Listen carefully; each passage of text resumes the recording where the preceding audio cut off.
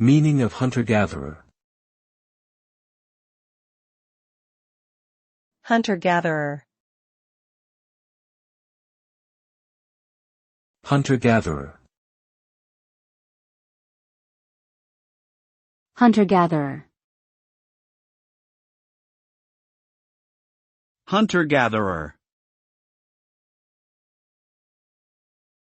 Hunter-gatherer refers to a type of society that relies on hunting, fishing, and gathering wild plants for sustenance rather than agriculture or animal husbandry.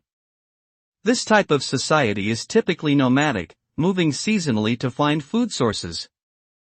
Hunter-gatherers have existed throughout human history and can be found in various parts of the world today, although they are becoming increasingly rare. The lifestyle of a hunter-gatherer is closely tied to their environment, and they must have a deep understanding of the natural resources available in order to survive.